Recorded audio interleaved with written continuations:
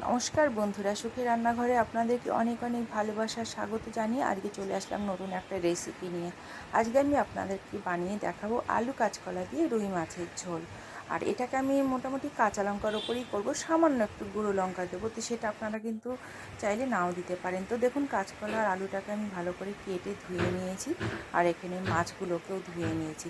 আর এখানে শিলটাকে ভালো করে ধুয়ে নিয়ে তার মধ্যে দিয়েছি নুন, জিরে আর কাঁচা লঙ্কা। তো মশলাটাকে এখন আমি বেটে নিয়েছি।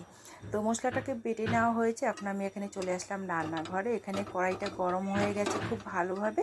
এর মধ্যে পরিমাণ মতন সর্ষের তেল দিয়ে দিয়েছি। এখন আমি মাছগুলোকে ভেজে নিয়েছি এর মধ্যে। মাছগুলোকে এখন আমি কিছুটা কিছুটা করে ভেজে নিচ্ছি। তো বন্ধুরা, ভিডিওটা যদি আমার ভালো লাগে অবশ্যই কিন্তু একটা লাইক দেওয়ার অনুরোধ রইল। লাইকটা করলে কি হয় বলুন তো, মনে উৎসাহ পাওয়া যায় যে আরও ভিডিও বানাতে পারি, লাইক পেয়েছি, খুশি হয়ে আরও ভিডিও আপনাদের সাথে আমি শেয়ার করতে পারি। আর তা না হলে মনের উৎসাহটাই নষ্ট হয়ে যায়। তো দেখুন, এখানে মাছগুলো আমার ভাজা হয়ে গেছে। এখন আমি কড়াইতে যেই তেলটা আছে, চাইলে আপনারা আরও তেল দিতে পারেন, কিন্তু যেহেতু মানে ঘরে আমার বাচ্চা রয়েছে বা পেটের একটু সমস্যা রয়েছে, তাই অল্প তেলেই রান্নাটা করছি। জিরে আর তেজপাতা দিয়ে এটাকে একটু ভালো করে ভেজে নিলাম। তারপরে এর মধ্যে আমি দিয়ে দিলাম আলু আর কাঁচকলা। আলু আর কাঁচকলাটাকে এখন আমি লাল লাল করে ভেজে নেব। তারপরে এর মধ্যে আমি মশলাগুলো দিয়ে দেব। আলু কাঁচকলাটা দেখুন একটু লাল লাল করে ভাজা হয়ে গেছে। এখন আমি এর মধ্যে মশলাটা দিয়ে দেব। তো শুকনো লঙ্কার গুঁড়ো আর একটুখানি হলুদ আর নুন নিয়েছি, আর লঙ্কার গুঁড়োটা খুবই কম নিয়েছি। বললাম না, ঘরে বাচ্চা আছে, বেশি ঝাল হলে আবার খেতে পারবে না। আপনারা আপনাদের পরিমাণ মতন দেবেন। তো সেটাকে গুলে রাখলেও হতো, আমি গুলে রাখিনি, শুকনোই দিচ্ছি।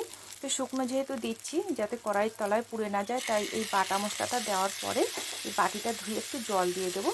তাতে কি হবে, পুড়ে যাবে না। তো হালকা আছে, এটাকে আমি বেশ কিছুক্ষণ ধরে এখন কষিয়ে নেব।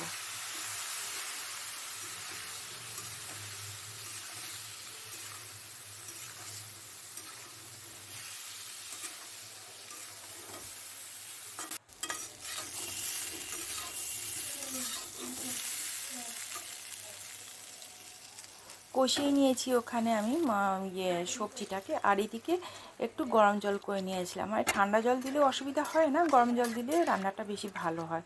তো গরম জল দিয়ে ভালোভাবে নেড়ে চেড়ে নিলাম। নিয়ে এর মধ্যে এখন আমি ভেজে রাখা মাছগুলো দিয়ে দিচ্ছি, দিয়ে ঢাকা দিয়ে এটা সেদ্ধ হতে দেবো।